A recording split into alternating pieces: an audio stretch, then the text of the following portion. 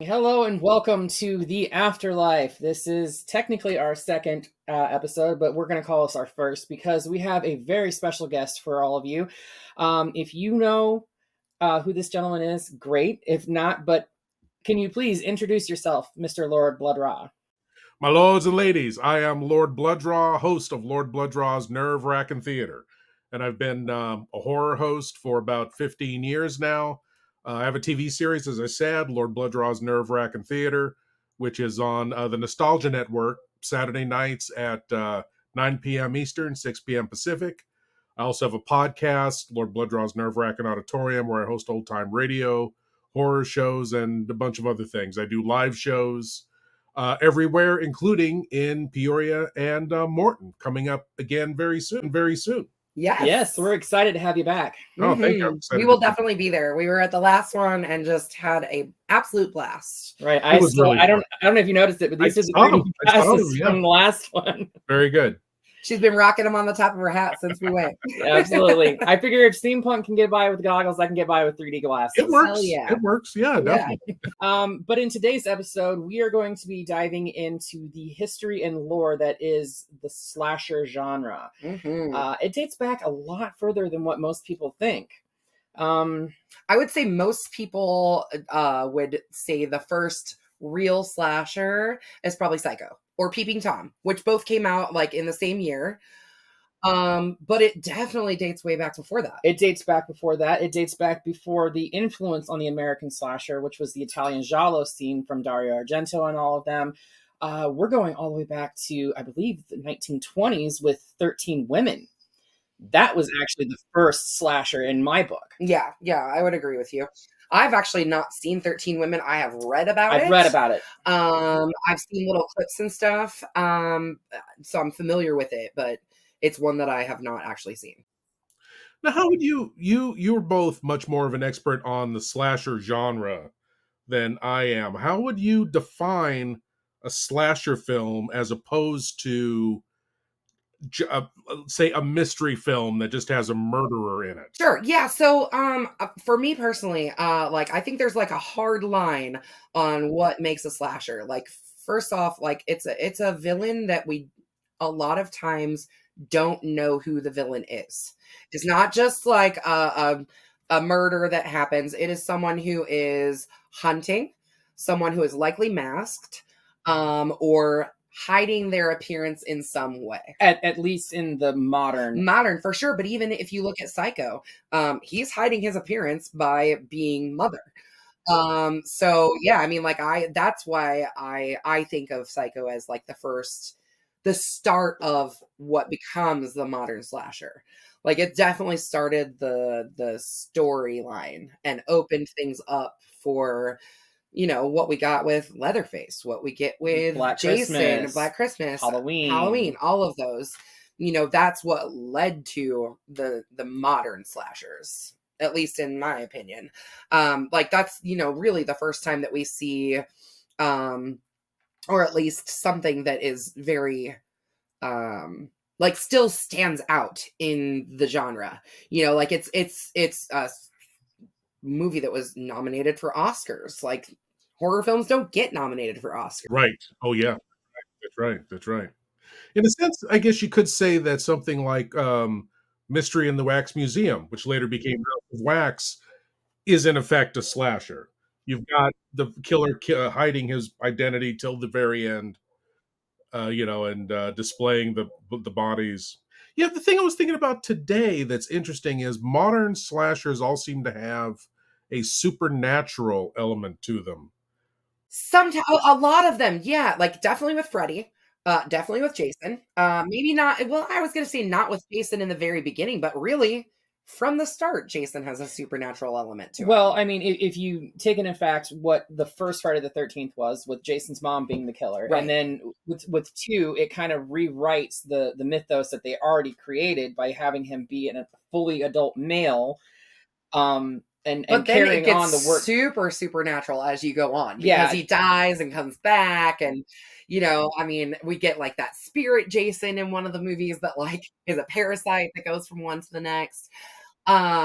Definitely, I With the exception of like Scream, because I don't think Scream's very supernatural in any way, shape, or form. That's your stereotypical slasher. Yeah, but I think Ghostface is very much an anomaly for the slasher genre because it's not the same killer. It changes every movie. Yep. He still is, or Ghostface, because you can't really call him a he because he's been women as well. Ghostface in general, though, it changes all the time. Whereas, you know, Halloween, it's always going to be Michael behind that mask. Well, I guess except for Halloween Ends when that idiot put on the mask at the very end. Right. But yeah, I mean, it's always going to be Jason behind the ski mask, unless it was Friday the 13th 5. Yeah. And Michael started out as, you think it's just a psycho killer, but then at the end, he is some kind of supernatural. Yeah, by the end of it, because what is it? Loomis like screams from the top of his lungs, "I shot him 6 times!" Right. I mean, so that starts the whole supernatural aspect of the mythos that becomes even Halloween. before they took it to that whole Cult of Thorn thing. There was still definitely some supernatural elements because he was almost impossible to kill. That's right. You know? And I understand that a lot of that was up to Donald Pleasance, because there's a scene where he shoots him, falls off the balcony. Yeah. And he said to Carpenter, okay, I can play this 2 ways. Yep. I can look down there and be shocked he's not there, or I can look down and think, of course. Right. Of course he's not there. Right. I think they ultimately shot both ways, and then Carpenter deemed that the I knew he was going to do this was the better choice. So. Yeah, of course that didn't kill him. You know, I am. Yeah. For sure. Brilliant choice. And, you know, gave us the franchise as it is today, which is not what it was supposed to be. No, it wasn't even supposed to be Halloween. It was supposed to initially be called The Babysitter Murders. Right. Well, right. And then, you know, Carpenter's initial plan was not to continue with Michael, which is why we got part 3, The Season of the Witch, which so many people disliked. And honestly, so much. I disliked it for a long time until about 5 years ago when I did like a total re-evaluation of specifically that movie and watched it completely out of context of the rest of the series. You have and then I was like, holy crap, this movie is awesome. That's the way you have to see it. It would have gotten so much better, so many better reviews if the Halloween title was not on it. For sure. Halloween Ends. Yeah. I feel the same way about. If Michael Myers, so there's a reason for that. We've talked about this actually. Right. If you pay close attention to Halloween 2018, Halloween Kills, and Halloween Ends, the opening credits for each one reflect the original Halloween, Halloween 2, and Halloween 3. Even to The Season of the Witch, with the way that it's like that kind of 80s, like neon vibing, flashing. Like the screens flashing. And that's watch how the Halloween opening credits. That's what they did. And was it Seth Gordon Green? Yeah, Gordon Green. I know is the last name. Right, David Gordon Green. He said specifically that he did that with intention to pay homage to the original 1, 2, and 3 Halloween films. And it's funny because Halloween Ends very much is not about Michael. The same way that Halloween 3 Season of the Witch is not about Michael. Right. Exactly. I mean, it's a better film than it got credit for. And Michael just felt crammed in there. And then tagging on at the end was just like, I have so many questions about that. Was there a general alarm that went out that Michael's dead? Everybody, come out of your homes. Yeah, we're all gonna go and like cheer on Lori as she puts him in a wood chipper. Like it wasn't even a wood chipper. It was at an auto body, like a car smasher, right? Wow. Yeah, I mean that's one way to get rid of him, but honestly, we're gonna get another Halloween movie. You know that shit's gonna happen. Of course. Michael's not gone. They'll find another way to bring him back in some way, shape, or form, or just start a new timeline like they've done already multiple times. Don't even get me started on the convoluted timelines of that. Oh no. They'll remake it. They'll reboot it. They'll do something to bring. Well, I mean, there's another franchise that I don't think gets talked about enough for how weird its timeline is and how many times it restarts, and that's Texas Chainsaw Massacre. Like the Texas Chainsaw Massacre timeline is bizarre. Like, I mean, straight up bizarre. Honestly, it's one of my like, I love the first two for completely different reasons. Like, your killers are totally completely different. The vibe is totally completely different, everything. And then really as you go into, like, the third one, which I think is technically called Leatherface, right? It's Leatherface, Texas Chainsaw Massacre 3 is the Right. actual title of the Right. film. And then you go into the fourth one, that New Generation nonsense with Renee Zellweger Matthew and Matthew McConaughey. McConaughey. Yeah. And then, like, you know, you go into the remakes, which are actually, like, really phenomenally good. And like, the 2003 remake, this one, actually, we're pointing at each other. Right. She made me rewatch it because I trashed on it hard. I told her, I was like, rewatch it and take away your nostalgia aspect for the original and just watch it for what it is, a gory slasher film. And she did that with that lens, and it changed her perspective on it. Yeah, and actually, I really, really like the 2003 remake because I was able to take myself out of the horror remakes that were done from the 80s slashers. I think that's probably the most well thought out one. Yeah, so that's something else we can kind of mention too, is that there was the golden age of slashers, which pretty much started with Halloween. I would say even Black Christmas really kind of started that, but Halloween is where it really, really came into the golden age and really led into like the mid 80s with Freddy and Jason, and just like that was definitely, it's even called the golden age of slashers. So, but then from like early 2000s to approximately probably like 2000 to 2010, all of those movies suddenly needed to be remade, which is stupid. Well, I mean, I think I get it from the aspect of retelling the story for a different generation. A different generation and being able to use updated effects. Yeah. Not that those effects are always translated well, because I don't think they translated well in Nightmare on Elm Street.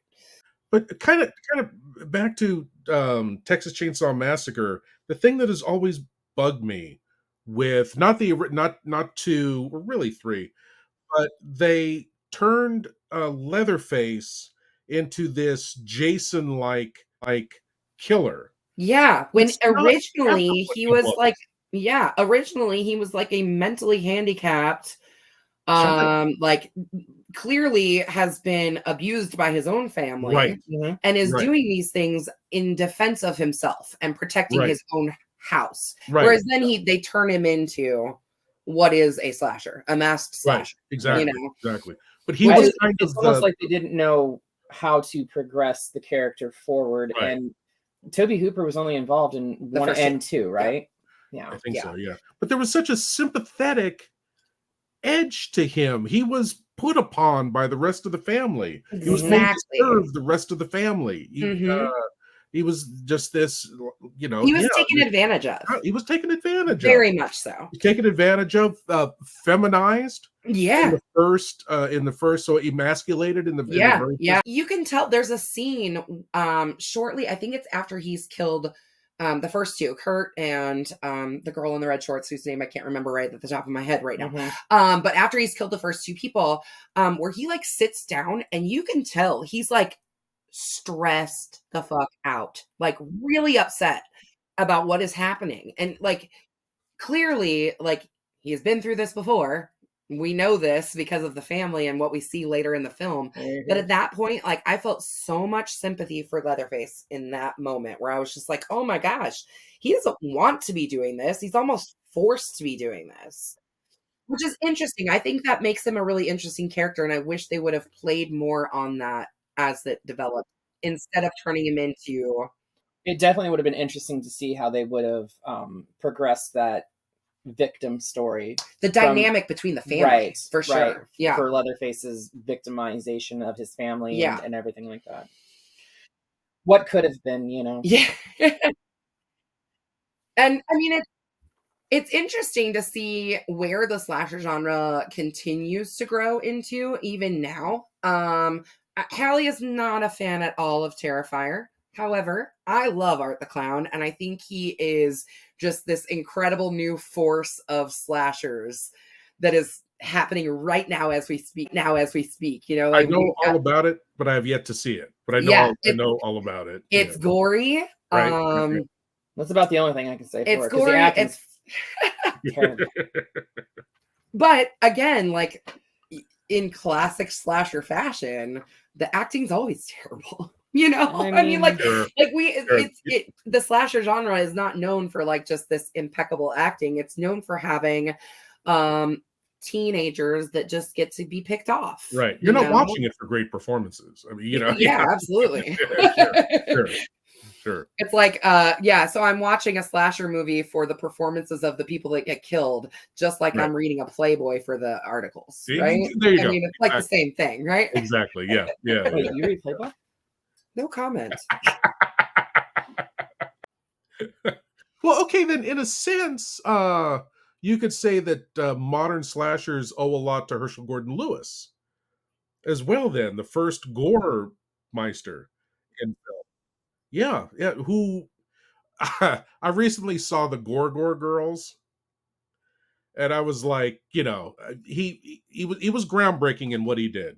Blood Feast, talking about bad acting, but Blood Feast, groundbreaking and a really fun film. 10,000 Maniac, 2000 Maniacs, brilliant film, great.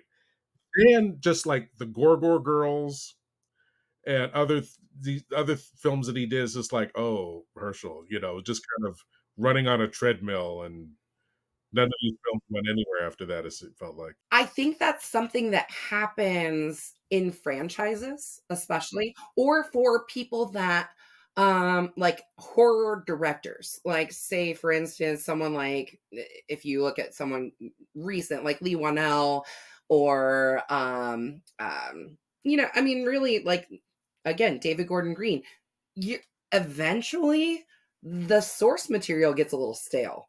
So things get wild and crazy, you know? On top of that, you have budding new directors that are trying to make a name for themselves and take the franchise in maybe not necessarily the direction that was initially intended, but putting their stamp on it by making something that is theirs. Like Rob Zombie did with Halloween. Doesn't necessarily mean that it was a good representation of Halloween, but Rob Zombie definitely put his stamp on it. Absolutely. For sure. Well, I mean, he kind of put his stamp on Texas Chainsaw Massacre with House of a Thousand Corpses, because He that sure was as hell definitely did. a remake of Texas Chainsaw. I don't know if it was a remake, but Well, I mean, it was hardcore homage. Like, yeah, every definitely. bit of it was homage to Texas Chainsaw Oh, yeah. Massacre. Oh, yeah. Yeah, those two films I feel are his best. House of a Thousand Corpses and Devil's Rejects. Yes, agreed. Rejects were excellent, and two completely different films. House of a Thousand Corpses is this dark Gritty, carnival ride gross of a movie, and then Devil's Rejects is this gritty early 70s style like road story, grindhouse. Yeah, exactly. It definitely felt like a grindhouse feature for sure. Yeah, for sure. yeah, and he did an amazing thing, I thought, in Devil's Rejects, in that he made that family in the end sympathetic. Yeah, you're feeling for them when they're being tortured by that sheriff. Yeah, you're feeling for them, and the scene yeah, I because thought by was the amazing. end of Rejects, you actually you come to really love those characters. I have just this like major affinity for Otis. Like, I love him so much. I love Bill Moseley, but I love that character so much. Like, and by the end, you see this like gangly, long, gray-haired, but man, did he have a hell of a body on him. Like, I mean, for the time, like, Bill Moseley had to have worked really hard to get his body to look like that. Like, for real. Like, he looked amazing. But yeah, like, I was, by the end of The Devil's Rejects, I was like, I love Otis. I love him. Like, as if I didn't already love, like, Chop Top and all the different characters that Bill Moseley has played over the years. It was just like, I love it. I love it. It's interesting, as horror fans, we sympathize and feel love for the villains of the movies, you know? It's so true, though. Oh, well, it was amazing. It was amazing that he gave them some sympathy, because they were still family. He gave them humanity. Yeah. Yes. Yeah. Absolutely. He made them real. sense that they could be real people as opposed to like a Jason Voorhees or a Michael Myers. Right. They were real people. Right. And they had the humanity to back it up. The other thing that I really appreciate from House of a Thousand Corpses and The Devil's Rejects is that it brought Sid Haig back into the picture where people finally knew who he was. Like, nobody knew who he was. He was very much like kind of in very small roles or small movies that just didn't get a lot of attention. So once we saw, I mean, like, for me personally, I went back and watched some of his older movies because I had no idea who he was until I saw him on screen as Captain Spaulding. Legendary within the industry as that go-to character actor that could pretty much do anything, you know. But yeah, it wasn't until Captain Spaulding. Until House of a Thousand Corpses and The Devil's Rejects. That's what like really brought him into the horror world, for at least for the modern people, for you know, people in my generation and yours. So I think it's funny that he played a Batman villain. Yes. Yes, he was the apothecary. That's right. Yeah. Really? On the 66 Adam West Batman series. That's right. How about that? He was in the I Love Lucy Halloween, not I Love Lucy, one of her color series. Here's Lucy, I think. Okay, yeah. Halloween episode as a mummy. No kidding. Yep, that's absolutely. So funny. He was in everything. Yeah. Oh yeah. I mean, he really was. He was all over the place. Oh yeah, for sure. Oh yeah, yeah. I asked him at a convention what it was like being in Batman, and he said that Victor Buono who played King Tut, was out of his mind. Was absolutely insane and hilarious. Well, and it's really funny because that character, King Tut, was only created for that series. He didn't exist in any other Batman mythos prior to that series. That's right. And I think created for Victor Buono. He was easily the funniest villain. Yeah, it was really good. But yes, Sid Haig brought that character to life, and to do that pivot from just this old gruff psych. And he also Rob Zombie also did a brilliant thing in that juxtaposing Captain Spaulding, like I say, this old gruff killer, with Otis, who is also out of his mind, but he's kind of like he's a predatory cat that plays with his food. Whereas Captain Spaulding is just like, you're dead. I'm not even gonna mess with you. You're just out of my. Yeah, I think that's why I love Otis so much, because, like you said, he plays with his food for sure. Like, it's very evident in the House of a Thousand Corpses. Yeah, he doesn't just kill you. He has to destroy your beliefs. He has to destroy everything you ever loved. Yep. He's gonna destroy you, and then he'll kill you, and then he'll probably lay with your body for a while too afterwards, or turn you into a merman. Yeah, either way. Turn you into a merman. Yeah. And then there was 3 from Hell. Yeah. Which, that should have never been made. Yeah, they died at the end. I don't care what anybody says. They died at the end of Devil's Rejects. If you would have asked Bill or Sid at any convention, they said straight up, they're dead. We're dead. Yeah. We're not making it. Yeah. The only reason Sid died in the middle of production of how well 31 did. Mm-hmm. He saw how well 31 did, and he's like, well, maybe I can revisit this. Maybe we can do this again. What I wanted to see, I still want to see, although Sid's, well, it would be a younger actor to play him. I want to see a love story between Captain Spaulding and Mother Firefly. I want to see how they met, the birth of baby, how Otis came into that, because they are biologically brother and sister, right? Yes, they are. Okay, but I don't think. But they sure don't act like it. He's not Captain Spaulding's son. Like baby is Spaulding's daughter, right? But I think maybe Otis was Mama Firefly's from a previous relationship. I think he's definitely older than baby. So yeah, oh yeah. Yeah, that would be interesting. That's a really, that's a prequel I would absolutely watch. I'd love to see someone pitch that to Rob Zombie. Yeah, right? Rob, are you listening? Do you hear us? Not to us, he's not. Maybe. You never know. You never know. But somebody that we have not talked about yet is Freddy. And that is, I mean, again, supernatural, like starting out straight up supernatural, but he is the type of, like, at least initially, the first couple of movies, Hallie does not like the second one. I It's think not I'm that approving more, getting more of an appreciation for it the older that I get and the more times that I watch it. It's not that I It's dislike it. different. It's not that I dislike it. It is very different, but it was very homoerotic at the time, and it was not supposed to be. Right. And it put Mark Patton, the actor, Not supposed to be. Right, Even but though we had those gay bar scenes and he murdered his gym coach like with an S&M torturing. I know. It's like Yeah. it was in the script. Yeah. But according to the director, it wasn't supposed to be. Right. But it also put Mark Patton. Thank you. Mhm. Yeah, destroyed that actor's It career. destroyed, because it was supposed to launch him into the movie industry, and it Right. destroyed him because he was at the time a closeted gay man. Mhm. Right. And that movie just wrecked him. He has since later, like years later, embraced it as the first male scream queen. Right. But Have you seen that documentary? yes, On that him? was Yeah, very good. So good. Very good. Yeah. Freddy is my favorite. Freddy of the modern slasher. He's my favorite because he's a slasher, yes, but also this supernatural demon thing. Which is super scary because you can't escape him. Right. Like Exactly. that's super scary. Just like the basic premise of Freddy is extremely scary. But then also he's really funny.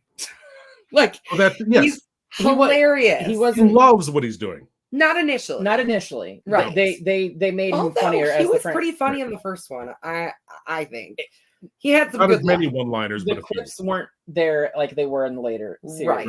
And then it got crazy and over the top and way too much once by the time we hit like Freddy's Dead and stuff like that. But again, that was another franchise that got hurt by the remakes of the early 2000s. Oh, yeah. Hallie actually likes the remake. I with the exception of the CG graphics for the burn on Freddy's face and everything like that, I think Jackie Earle Haley actually did a very good job playing. I was going to say Haley Joel Osment, right? Jackie Earle.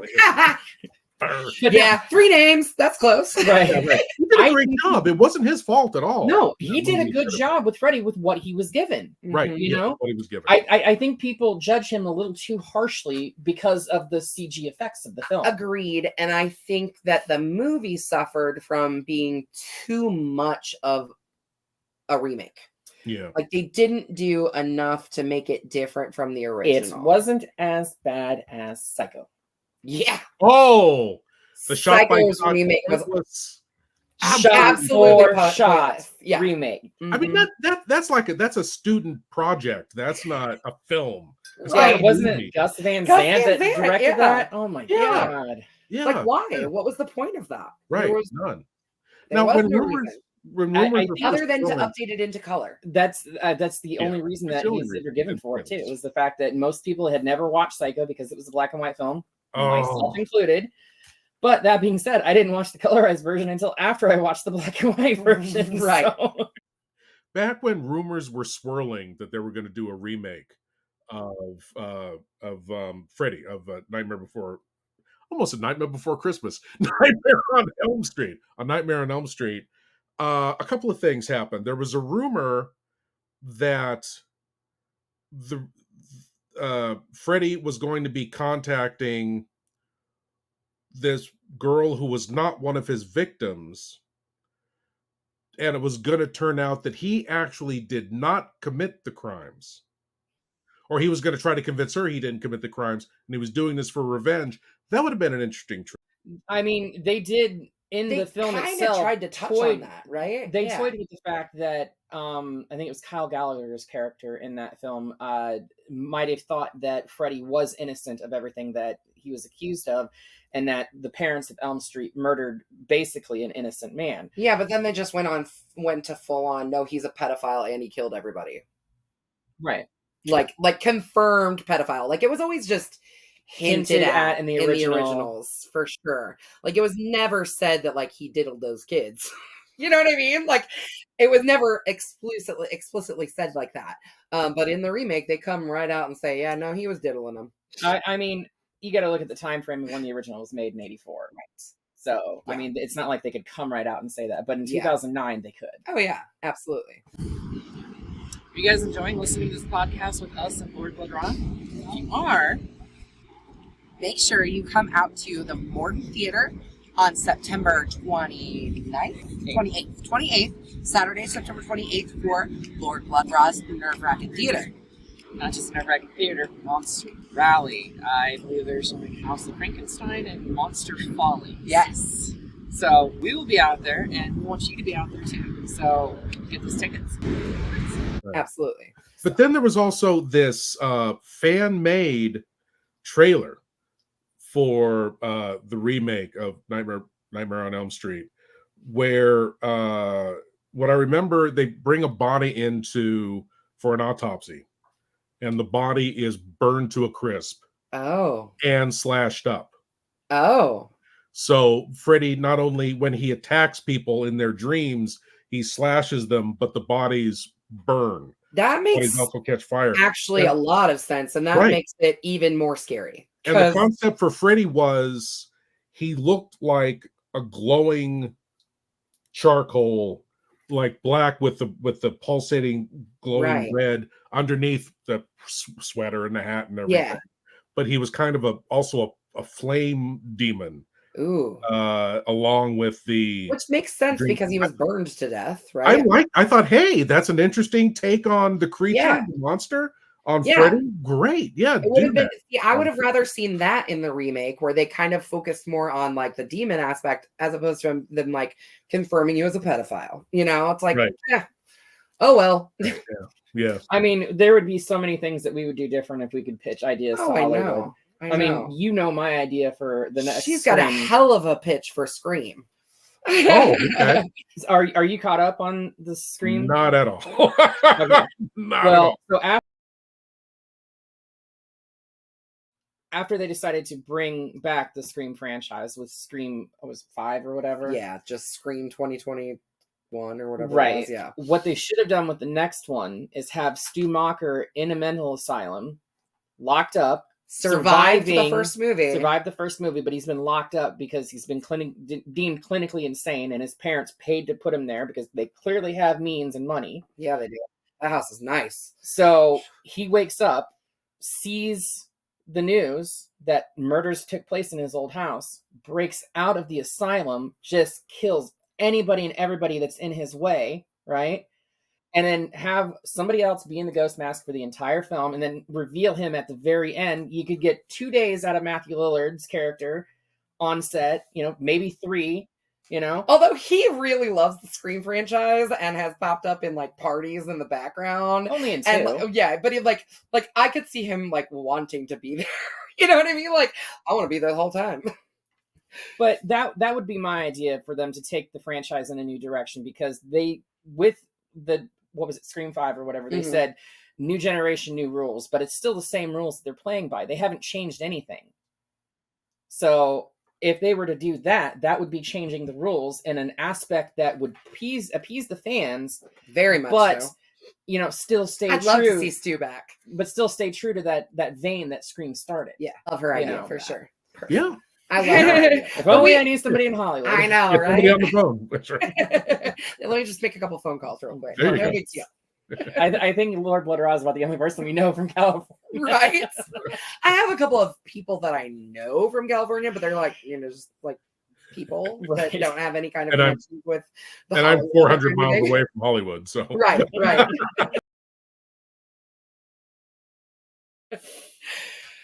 Oh, it's so fun. Yeah. What about other like modern slashers? We got Victor Crowley from the Hatchet franchise. Like that's definitely a little bit a lot more modern one. I think it's interesting that when John Carpenter made Halloween, the original Halloween, he actually went to Bob Clark, the director of Black Christmas, and asked him if he ever had ambitions of making a sequel to Black Christmas. And he said, absolutely not. I'm done with the horror franchise. But he said that if he did, he would have the person that was doing the killings in the first one get caught, put in an asylum, and break out about a year later and start the killings again. It's kind of what he did with Halloween. I mean, but there's a lot of copying in the genre. Oh, no. Friday the 13th became because somebody was like, take Halloween and change it a little. And there we go. We got a movie.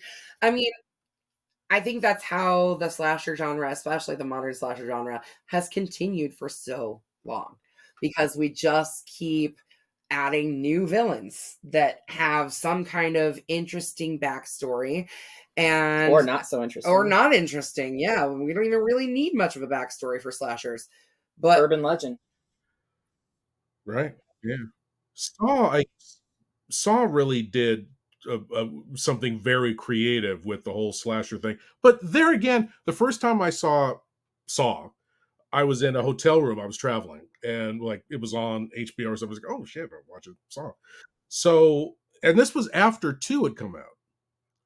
So I watched Saw and ended up standing up alone in the hotel room with my jaw on the floor. Like, this is amazing.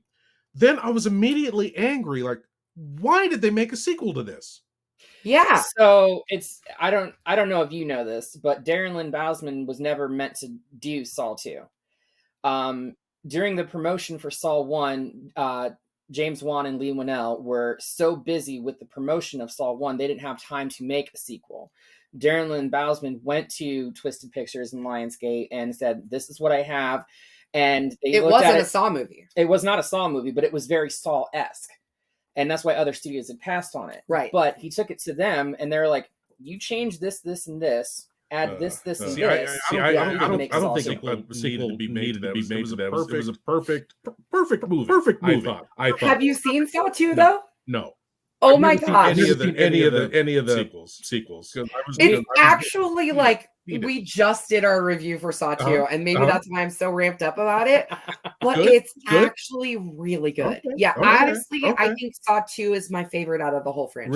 Really? I have not seen every movie in the franchise though, and I admit it. There's like I don't think I've seen 6, 7. 8 or Spiral. Yeah. But I saw 10, which is phenomenally good. It's actually really, really good. And it takes place between 1 and 2. So it's like kind of a prequel. They kind of go all the way back in between the first 2 movies. Even though Tobin Bell's 20 years older. Yeah. Right. Yeah, right. Yeah. But you'd recommend 2 then? I think what's interesting about Saw is that it is technically a slasher. However, John Kramer, Jigsaw, doesn't do any of the actual killing. So it's a slasher where the person that is the killer is actually themselves. Yeah. Most of these people actually die trapped by their own hands. Oh, I see what you're saying. You know what I'm saying? So John actually killing them technically, but yeah, obviously he's setting up all the traps and leading them to their deaths. I was like, he's not helping them survive them either. He sure isn't. But yeah, I think that's what's interesting about Saw is that he's not actually physically killing anyone. That's true. And he's trying to teach them lessons. Right. Ultimately, life make them appreciate their lives, I guess. Right. Yeah. Interesting. But yeah, Saw is one of those franchises, again, where I think every most franchises struggle with this. I don't think Evil Dead does, but that's also not really a slasher. Most franchises struggle with at least a few movies that are really not good. Especially when you get, like, Saw has 10 movies now, So when you've got 10 movies, you're bound to have a couple of bombs in there. See, that's the thing. I mean, something like Halloween, Nightmare on Elm Street, films like that do lend themselves to franchises. I didn't feel that Saw did. I don't think all films should open up into a franchise, because then you're running into, You know, especially with This Saw, character where was part you of know, it. you didn't see Someone her. needs to tell me this takes place between this and this. Right. Wait, what? Right. No, it all just seems like such a stretch. Yeah. No. Yeah. But I don't think Saw is even the only franchise that struggles from that either. Oh, You know, no. you've got Halloween where that Right. timeline goes back and forth and restarts in different ways. Yeah, if they go long enough. Yeah. Oh, yeah. And when you really look at it, all of those big franchises, anything where you get above about 6 movies. Not all of them. Child's Play. Yeah. That's one continuous timeline. It is one continuous timeline. There's not, but it's one continuous timeline. I'm not saying there's not, but it's one.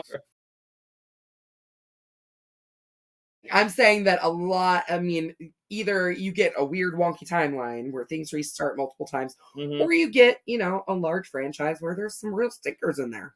But it is what it is, you know? I think that's just part of being in a franchise where you've got so many movies. And I think a lot of ideas come along and different directors and different writers and stuff, and it gets messy sometimes. Ultimately, at the end of the day, when you have a franchise that's gone on for 7+ films or whatever, it really boils down to the production companies just wanting to milk those franchises for everything that they can to make money at the end of the day. Yep, for sure. Until they get to a point where either the person who plays the main villain, Robert Englund, doesn't want to do it anymore, or is just too old to chase the kids around. Yeah, right. No joke. No joke. Yeah. Or you get to a point where it just gets so old that people are just over it. Yes. And they don't want to see something new from the franchise. But then in that case, you wait 10 to 15 years and you remake the original. Yeah. A situation like Friday the 13th where it sat in production hell and courtrooms for the last 10+ years. And it's still having trouble because they just announced like 2 days ago or whatever that they finally got a new showrunner for the Crystal Lake prequel series now. Right. That is not needed. Right. So, yeah, it'll be interesting to see where that franchise goes now that it isn't in a courtroom anymore and stuck behind lawsuits. Well, I mean, it still is. It's split though, because one person owns the right to the Friday the 13th title and the other person owns the right to like Jason Voorhees. Yeah. So it's like, is it going to be a new Friday the 13th film? No, probably not. It's going to be a prequel about Jason Voorhees as a kid. Yeah. There are a couple of older films that are, if not slasher-esque, that I'm wondering if you've seen. Have you ever seen Spider Baby? I'm familiar with it, but I have not seen it. It's been on my radar though. Okay, it's I know Sid Haig played in that. Yeah. What's that? I know Sid Haig played in that. Sid Haig, a young, almost fetal Sid Haig. Yeah, he was in his 20s. Right. It was like, I want to say his second or third feature film. You actually showed it one time when you were back here, didn't you? I did. Yeah, a couple years ago, right?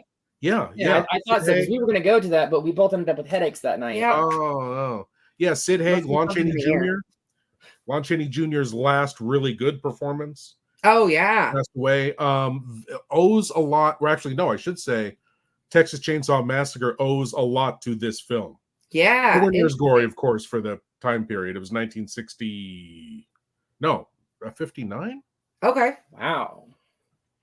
No, I'm getting my dates. It's in the 60s. It's in the 60s. I'll look it up.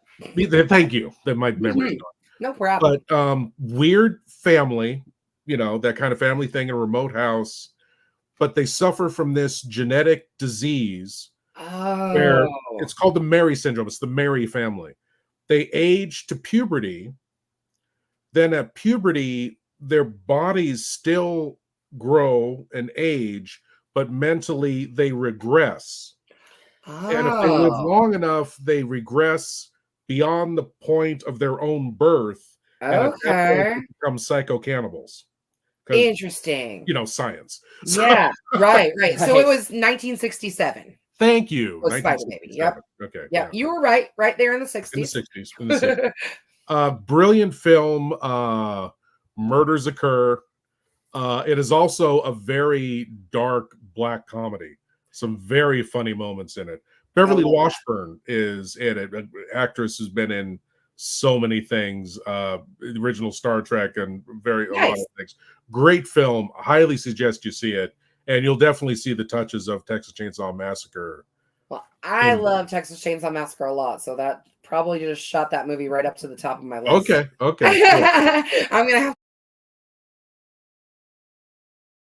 anything that like when somebody says like there's definitely some influence from Texas Chainsaw Massacre took influence from this, I'm like, okay, sign me up. Like I love Texas Chainsaw Massacre. That's probably like my favorite slasher is Leatherface. Like that's my favorite slasher. If somebody asked me what my favorite horror movie was, I'm gonna say Scream. Because Scream is what led me into the genre. Like when Randy started like one spouting off the rules and two just like every movie that he mentions throughout, you know, he works in a movie store. So every movie that he mentioned throughout it, I was like, well, I guess I need to watch that.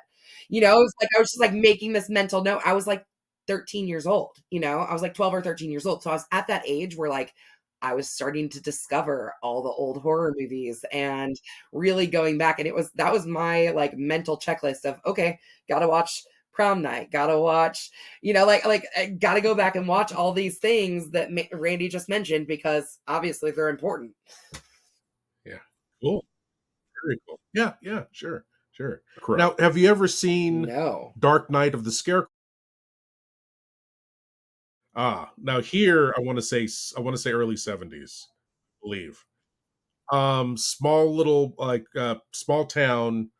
There's this guy, gentle guy, mental problems, but a gentle guy who is very friendly with this little girl. And something happens where she is accidentally killed, and the guy is blamed for it.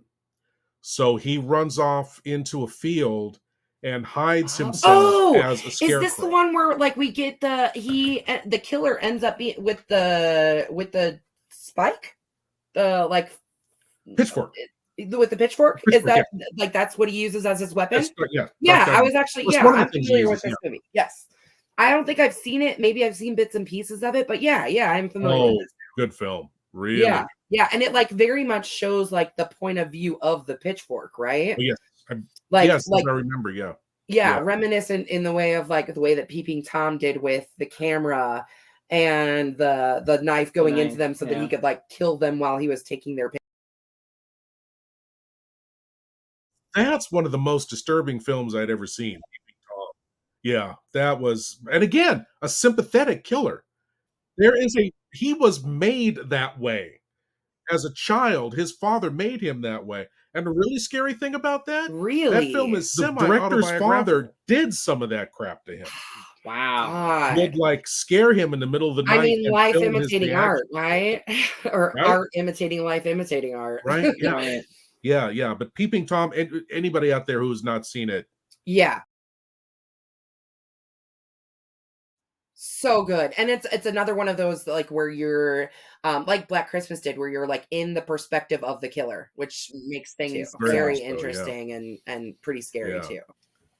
Well, how do you guys feel about wrapping up here? I think we've hit on most of the topics, most of the honestly, I mean, with our love for horror, we could sit here and talk about this stuff for hours on end. Honestly. There's no end to it. Yeah. I do find it funny that when we started this years ago, we started off trying to do a podcast, or I started off trying to do a podcast, and it was going to be revolving around various different pop culture things. Pop culture, like Harry Potter franchise, Indiana Jones franchise, you know, just talking about franchises and the fandoms that went along with it. And the first thing that we did was we recorded a podcast that unfortunately has since been deleted and lost to time, but it was disappeared into the ether. It was the two of us sitting down talking about slashers and the history of slashers. And we went on for like an hour and had to make ourselves stop because we could have kept talking for hours and hours. Sure. It was at that point that we realized that we had something special between the two of us It's when that- we became best friends. Like we didn't know it. And we had only met in person one time before that we recorded that podcast, and we've basically been connected at the hip since. Oh wow! All right, all right. And out of that evolved Slash Sisters and what we do with Slash Sisters, and now the Afterlife podcast that we do. So very cool. It's just funny that we kind of brought it full circle. Yes. Sure. And we're so glad that you came along on the ride with us. Yeah. Oh, thank you so much. Thank you for asking me to be here. It's very fun. Thank you for coming on with us. This problem. was so much fun. Like Hallie said, I could sit and talk to you for hours about all of this. So yeah, I mean, horror is it's a vast vast subject. And it just keeps growing and growing and expanding into different genres, subgenres. Subgenres, and like mixing genres with other things as well. Absolutely. So I'm excited to see where the horror takes us from here. Yes. Do you mind giving us a shout out real fast? Like just saying you're watching the Slash Sisters or something like that? Absolutely. My lords and ladies, you are watching Slash Sisters. And that's a smart move. I know where you live. Thank you very, very much, Lord Blood-Rah. Thank you very much. Ladies and gentlemen, our next episode will be featuring the likes of Abby Normal, lead singer and guitarist from Graveyard Boulevard, gothic punk rock band from North Carolina. He also owns a comic book store called Comic Mon Store. We will be discussing the dichotomy that is horror and rock music in this day and age. And how they've always gone together and grown together. So it'll be an interesting episode. Everybody should tune in and listen and take a watch. Until next time, this has been The Afterlife.